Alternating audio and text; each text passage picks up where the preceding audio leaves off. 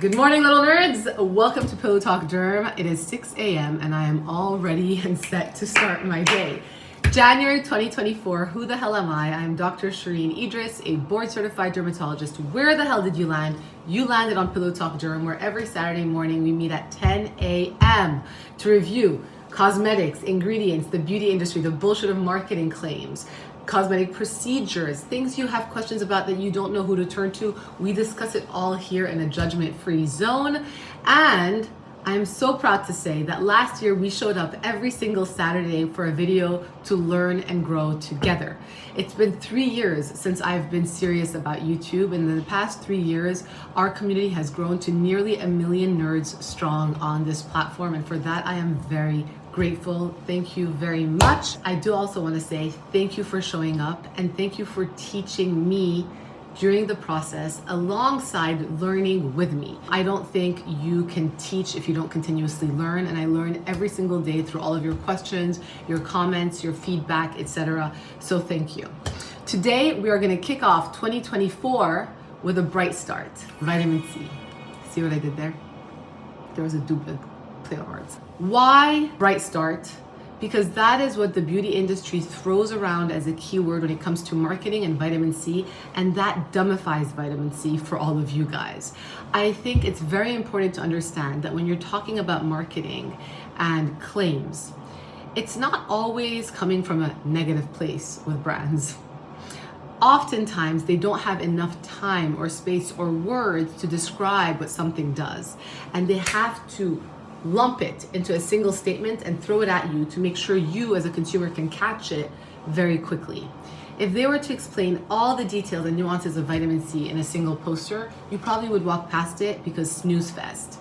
So there's a two-sided face to marketing in the beauty industry, and I don't think vitamin C is necessarily all negative.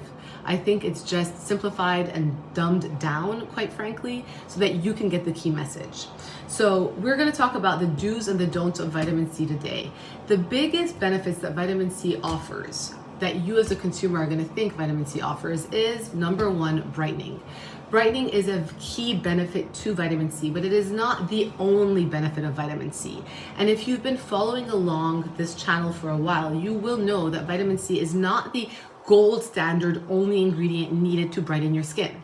More often than not, patients come in really upset because they're like, oh my God, my skin's dull. I've been using vitamin C. I don't understand. And I'm like, are you only using vitamin C or anything else? And they're like, no, I'm only using vitamin C.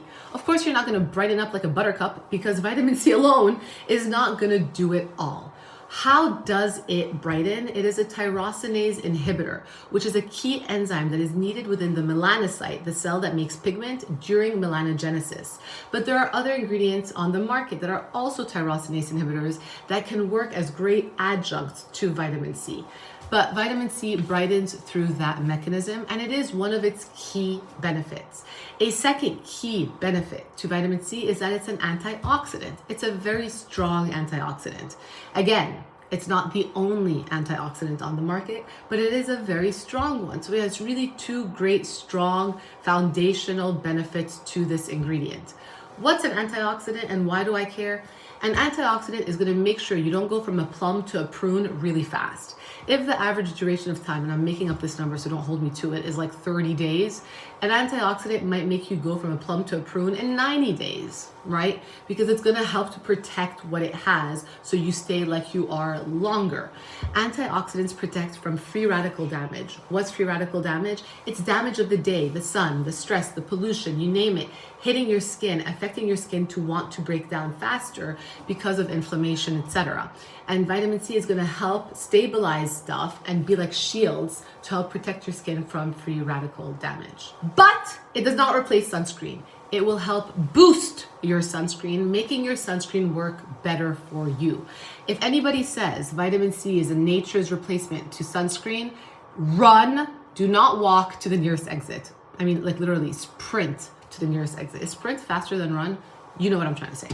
Number 3, and this is probably the third and last major benefit, vitamin C is a collagen builder. I know that you guys, for example, think retinol, collagen. Great. That's marketing. That's you guys understanding the main gist of things. But vitamin C is also a collagen builder because it helps to encourage collagen synthesis and prevents collagen breakdown by inhibiting what's known as MMPs, matrix metalloproteinases, which are collagen eating enzymes. So it's going to help to promote collagen production while helping to protect collagen from breaking down prematurely in a different route from free radicals. So vitamin C offers multiple benefits, and that is why it's important to have it in your skincare routine. It's not just an ingredient that's going to brighten your skin. So if you're somebody who's relatively even, you're probably like, why do I need vitamin C? You need it because of the other reasons, which are quote unquote, and I hate this word. If you know me, you know I hate this word, but I have to use it again because it's a word that you guys are all used to hearing, anti-aging benefits. We're gonna have to come up with another word that we're gonna have to make the mainstream anti-aging equivalent without it being anti-aging, because that's just so negative. So now that you know the benefits of vitamin C, let's get into the correct ways of using vitamin C's and the don'ts of vitamin C. Number 1, vitamin C is not vitamin C is not vitamin C. What did she just say? Vitamin C is not vitamin C is not vitamin C. There are different types of vitamin C and they're not all created equal. There is the active form of vitamin C, also known as L-ascorbic acid. This is the one that you have probably seen in SkinCeuticals, the dropper, the one that smells like hot dog, or the timeless one that I've been talking about more recently. By the way, I'm not promoted by any of these brands or sponsored, promoted, sponsored, whatever the word is. The most common type, it is the active form. So when you apply it on your skin, it's already active and getting to work. But she's a crazy bitch. She's a crazy bitch. Ascorbic acid is probably one of the craziest bitches on the ingredient lineup. She is like a Scorpio. If you know a Scorpio in your life, you know that they're nuts. And I say that with love. But she's nuts in the fact that she is unstable and she can go bad pretty fast. And she's quite irritable, quite like the Scorpio counterparts. But she can irritate your skin. It's usually formulated at an acidic pH of 3.5, and therefore when you apply it on your skin, it can be very irritating to your skin. The higher the concentration, the more irritating it can get. But the stability issue is that really it will go bad pretty fast, and you have to protect the actual formulation and product. The inactive form is the ester forms of vitamin C, and they were created to kind of solve for all of the active form of vitamin C's problems. But there are different types of inactive forms of vitamin C, and they're not all created as well either. The inactive form means that it has to get converted in your skin in order to be effective. And so it probably is a little bit gentler. But again, they're not all as effective and as efficacious as one another. My personal favorite is tetrahexyldecyl ascorbate, and I love this one for sensitive skin, especially acne-prone skin. Those who are trying to get into the vitamin C game but have not been successful because they've been irritated, I love this type of vitamin C. If you want a deep dive on the different forms of vitamin C, I will plug my video below where I talk about the best vitamin C forms and the products for every different skin type. I will link it below. Number 2. When it comes to L-ascorbic acid, the active form, I hinted at it 40 seconds ago, the percent matters. Why does the percent matter? Because it matters to you as a consumer, because after 20%, it hasn't been shown to offer much more benefits. And as consumers, we're so used to thinking more is better, bigger is better, higher is better. But it's not just percentages. It's not just a percentage game. More isn't necessarily better. And if your skin can't tolerate it, it's actually worse. Vitamin C, L-ascorbic acid, the sweet spot is 10 to 20%. You can even find some products that have it at less than 10%. And they're not useless products. They're maybe geared towards people who are slightly more sensitive but want to get into the active game of vitamin C. But anything above 20%, in my opinion, is just unnecessary. And you're just exposing your skin now to a very irritating ingredient, which you might not be irritated to yet, but might get easily irritated to as the percentage gets higher. And once you develop an irritation and a reaction to ascorbic acid, my fear as a dermatologist is that you're going to get irritated even at lower concentrations. Inflammation is the worst thing that you can do for your skin in the long run. So going low and slow consistently over intensity over time is the name of the game. And those are key phrases that I always say: consistency over intensity, and go low and go slow. You'll never fail. Number 3. This is a mistake I see from my patients all the time. They simply reserve vitamin C in their morning routine. I don't know where and when it was said that vitamin C has to be reserved to your morning routine. I think it has to do with the food industry aligning vitamin C with orange juice, and orange juice being marketed to in the past as a morning staple. But vitamin C is not just for your morning routine. And if you're not using it in the morning and at night, you're not taking advantage of the full spectrum of benefits that vitamin C can offer your skin. You're literally just getting only half of it. It's like, I'm gonna dip my toe to cool down in 100-degree weather when a pool is right there and I know how to swim. You need to enjoy the vitamin C in the morning and at night if you can tolerate it. So using it twice a day is something that I strongly recommend.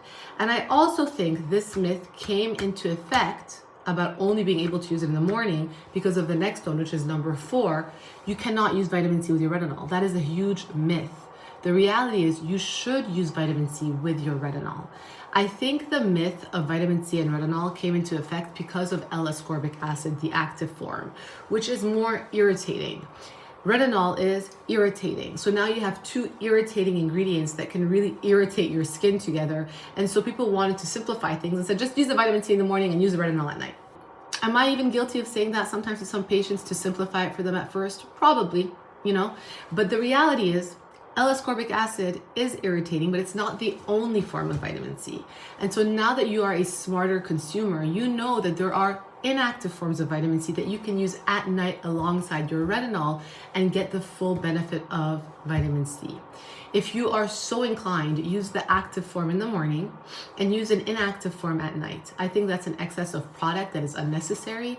And if you want to use it at night alongside a retinol, just stick to an inactive form that you're using twice a day. Et voila. 5, store your vitamin C properly.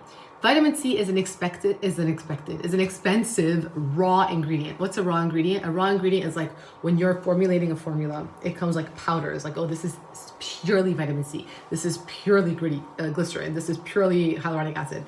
The raw ingredient of vitamin C is rather expensive. And so don't waste your money by storing it improperly under direct sunlight, by a window, or leaving it open when you're in a rush getting ready to leave the house. You want to make sure it's stored in a dark, cool place, in a cabinet ideally, and that it is closed firmly tight. Vitamin C, as I said, is unstable, especially the active form. And how do you know when it's gone bad? When it's gone from light yellow to orange to darker brown, chartreuse, rust. You can usually tell that it's gone bad and that you shouldn't use it anymore. Making sure that you protect your vitamin C properly because of good habits is key. And I say this also applies even to the inactive form. You have to just take care of your products properly because you're wasting your time, effort, energy, and money. And another key thing here is when you're storing it properly, use it properly. Vitamin C is not gonna last really longer than 6 to 8 months. Even though the best formulations, the best stability testings, etc., if you're not done with a jar of vitamin C by like 6 to 8 months, you're probably not using enough of it to see the results. And that leads me to my last point, number 6, you're not using it long enough. In order to see the full benefits of vitamin C, you want to use it. I love you, have a good day. What time is it? How's your... Ooh. I'm running behind, but that's okay. If you are not using it long enough, what have I been doing in this bathroom? I've been in this bathroom long enough. You're not using it long enough to get the benefits. So use the vitamin C long enough to see the benefits. And I think this is unfortunately fast fashion, fast skincare, fast world that we live in. We want results yesterday because that's the type of people we are, demanding excellence. But the reality is our bodies have not evolved in the past, I don't know how many thousands of years. Our bodies take time to see results, and our bodies need time, and that's not going to change. And so you are going to have to introduce it regularly, consistently, honestly, on a daily basis over at least 6 to 8 weeks to start to notice that change. And if you're really looking to brighten, you must incorporate it with other active ingredients. If you've followed me, you know which ones I'm probably talking about. If you want to know more, ask me in the question box below. So there you have it. 2024 is off to a bright start. The do's and don'ts of vitamin C. I hope you guys enjoyed this video. I am officially late. I have a dentist appointment. For those of you who ask, I do not have veneers. These are my teeth, and I have a built-in retainer on the top part, which broke. So have a beautiful Saturday morning, and I will catch you guys next week. If you have any questions, comments, want to learn more about any topic I spoke about today or more, let me know below. See ya.